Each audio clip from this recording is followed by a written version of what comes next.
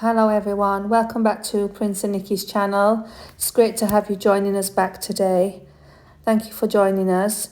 Today's video we're going to bring you an update on Project Casa Josie. For those of you who have previously watched this, there are 3 previous videos on our channel. This project is a 5-bedroom home with a pool and a hidden roof design. As you can see on the imagery, it's a very beautiful building. Yeah, it's a very contemporary building that if you haven't watched the 3D walkthrough, please do. It's got very fantastic interiors design. So if you want us to give you a bit of an overview with this particular project, when we took on the project, the client was very clear that he wanted this to be built significantly higher than the road level, just to take into account the roads will be built up in the future, and it was something that was really important to him to have it really higher. I think he was quite keen on the design, isn't it, in terms of particular houses being higher to prevent from flooding as well. So with that, we did in the last episode a story around getting the road level and how to do the footing and block work correctly according to his requirements. As you saw in the previous videos, you'll have seen us how we got out the engineers, and they was looking at the road level, making sure that it was in line with the requirements for the client. We decided to raise it a little bit higher because he wants it higher, as we said in the brief. But one of the things that we want to say to all of you is it's really important around getting the level right, that you need to consider when you're purchasing drawings online or having architectural drawings done. It's really important to consider how your drawings fit in on the land. Sometimes we've come across drawings that actually are significantly larger than the plot that you have, and there's no space. Or when you come to do the setting out, the land is not flat, so the drawings need to accommodate for that. Yeah, I think that the issue is all the drawings that people buy or you see online, all the 3Ds and everything. Every single one of them assume that the land is flat, but in reality, that's not the case in most of the project we see in all that we see on other people's channel. So it's important that when you go a land that is not completely flat, you get your engineers involved to make sure the levels are taken on the site and incorporated into the design. Yeah, because as Prince says, most of them, you where you've got the sloping, you need to have the blockwork to accommodate for that. If you're wanting a building that's age-proof and you want it flat level all the way through that you can walk and you don't want to be stepping up and down, those are the considerations that you need to do at the design stage. So it's really important to think about those and how you want it to look. So moving on to today's video, what we're going to talk about today is a detailed breakdown on all the materials that we've used up to this stage. Because one of the questions emails we get from people is, my builder said I need 20 bags of cement or this number of iron rod. Is that right? Without seeing those drawings, we cannot say, because every building design is completely different. But what we think you can get from this building is this very big 5-bedroom house. It's the number of materials we use, a number of stone, number of iron rods we use for the footing and up to the level of the filling stage. You'll be able to gauge. If someone tell you need 1 ton, 2 ton of steel, you'll be able to gauge and say, is that right or not? And for it just gives everyone an idea of kind of what materials need to be purchased for you if you're planning your stages. So as you can see here, we'd use the laterite for the filling. Also, it's important that when you buy your laterite, you specify the grade needed. We always say you specify grade 1, because if you haven't specified, they will bring you what is not very good laterite. So they'll bring you a sand which has got a lot of clay in it, which is really not good for filling your foundation. So you need to specify specifically what you need to fill your foundation with. So after the laterite would been put in and we compacted it all down, this was where we became to the review stage with the client. As we said, what he wanted to do was review it to see where it was at and whether he wanted to raise it. After discussions with him, he decided he did want to go up a little bit higher. So we raised again with 2 more blocks. And this is what you can see here. They was doing 2 more courses with a final level of laterite. Yeah, so it still costs to the lower sides of the line that towards the front end is additional cost to the back. So effectively, this foundation is the same height as his friend is building a house just opposite. The building you can see over there in the background, effectively the same height. So that is what the client wants. I always say the client will always have the final say. It's always right. So although we feel that the level we were previously was fantastically for the house, the client request is he wanted the foundation to be higher. He preferred to have a couple of steps into the building when the final filling of the company is done. So we have to go back to site and just get the levels again a bit higher. Yeah, so here obviously they're just doing the finishing. It looks quite low down there, but that's because there's a lot of materials. Yeah, the laterites. The laterites and the Yeah. dumping of the ground. It's actually much lower than that. It's just the way that the materials have been scattered around. So obviously once that's all been done and compacted for a final, we're kind of ready to prepare for the next stage, which is the casting.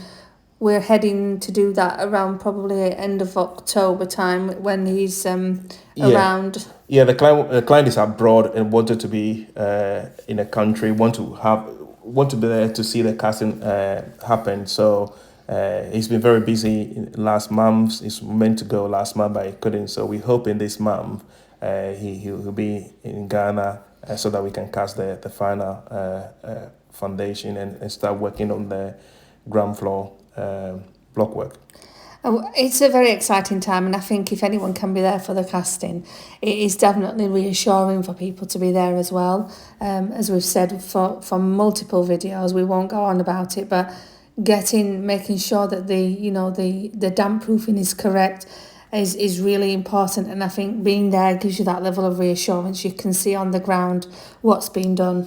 Yeah, and also being there is whereby after the casting, you see the first setting out of the ground floor block work. It's good for you to be there to especially see how your rooms are formed. And it's a size, the same thing you envisage. Is it too small? Is it too big?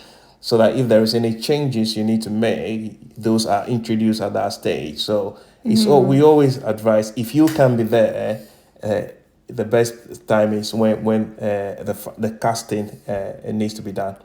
And that was really important for us, isn't it? Because when we did our first few courses of block work before we left Ghana, that really helped us because we'd worked tirelessly on the design and the size of the windows and the crosswinds, the light, everything. But actually when we was there, we stood in this vast room and we was like, actually, we want the TV to be on this wall. So we actually eliminated one of the windows, isn't it, in the dining/living area. Yeah. So actually just being there and seeing the size of the windows getting off the ground will really help you to kind of put your drawing into a vision. So definitely if you can go there at different stages, definitely do that. Before we move on to the materials, I just want to say thank you for all of you that's been sticking with us. We've hoped you've enjoyed the update we provided on our channel last week for the 18 months progress on Prince and Nikki's own build. It was exciting to bring you the update, and I want to thank you all for sticking with us and watching us do the other projects for other people. We hope that you continue to join us. If you haven't already done so, and you're one of the 70% that haven't subscribed, do support the channel by hitting the subscription button and do kindly share our videos. Actually, it's not 70%, it's 77.2% not subscribed. Oh dear. Yes, yes, please do. We know there's a lot of you that are watching, and we see lots of the comments, and I just hope you appreciate and understand it is time consuming. We try to get back to all of you, particularly on our WhatsApp. and on the emails, but it is time consuming, so do help us to continue growing the channel and sharing. We do see a lot of people joining through Instagram and WhatsApp, so that's really helpful to see that you're joining. We do have a whole channel now on Instagram. And also we are on TikTok. Yeah. And also we got our own website there that you can see some of the works we're working on. So it's the same name, PND_construction GH, and that's on TikTok and Instagram. So if you aren't following us on there, go ahead and give us a subscription and follow on those channels. They'll help us to share the knowledge on those channels as well. But yeah, thank you for joining us on here, guys. It's really appreciated. Right, so moving on to the materials. So in terms of the materials, in the first stages where we was doing the setting out, the Wawa boards and pegs were the ones that we was using. We used 22 Wawa boards and 50 pegs. So for the materials for the foundation footing and blockworks, for the sand we use 2 trucks. One is river sand and one normal sand. The stone we used 1 truck. The cement, all the cement we use, including the footing and the blockwork up to the level you can see in a video there, we use 162 bags of cement, and the total blockwork where we have used is 2,200. And we use bamboos. These bamboos were used in setting out the columns, pillars, and we use 20 of those. In terms of the water, we use there's a small tanker which the tractor brings around. We use 7 of those and use about 5 boxes of nail. The next materials that we used was the iron rods. So we used 42 16 mm for the columns, and then we used 20 12 mm, which was used for the column mats. We used 15 10 mm, and they were for the column stirrups. And then in terms of binding wire, we used 4. As we said in so many videos, we actually quantify the drawings. We tell you the number of iron rods that is show based on the design. We just don't tell you and said you need 1 ton of this, 2 ton of this, 3 ton of this. It's all our estimates that we prepare are solely based on what the design is, and that is what the guys on site will deliver it in terms of the workmanship as well. And I think that's the reason why we really stick to budget, is because we make sure that when we're doing it, we're working towards that budget to keep you on track, and any cost saving we can do, we will, as long as it's safe to do so. We make sure we get the materials quantified correctly. So what you can see here, you can see a couple of columns there that were casted there. The idea, we left those that when we doing the casting, the ground floor casting, there's gonna be ground beams. Then over there, the steel bender is gonna extend those iron rods before they are casted together with the slab casting. So we left those down purposely and not casted them because they are a bit short. You won't get the height you need in order to join the continuation pillar. So we left those purposely. They will be done during the casting stage when they are extended.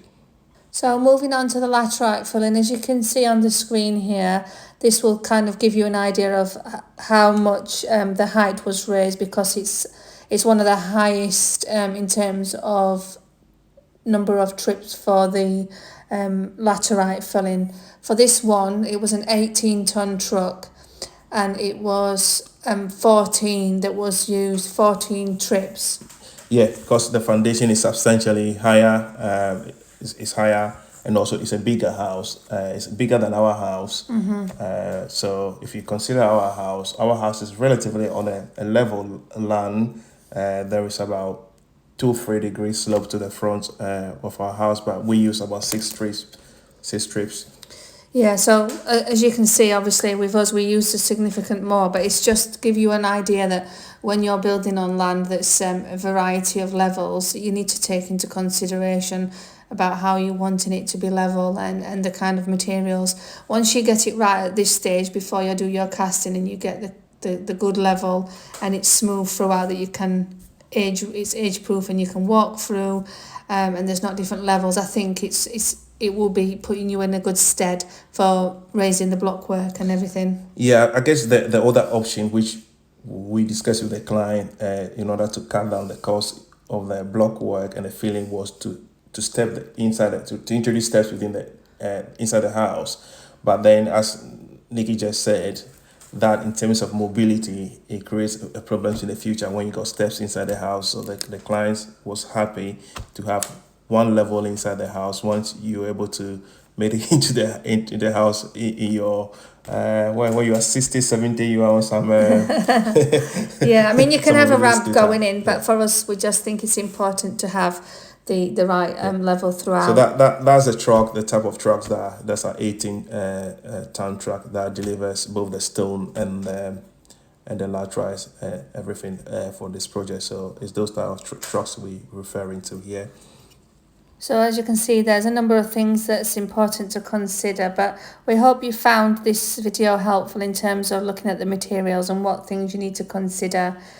Thank you for watching and subscribing, and thank you for all the kind comments noting our high standard and the trust that you're putting in us. Thank you for watching. Thank you. Bye.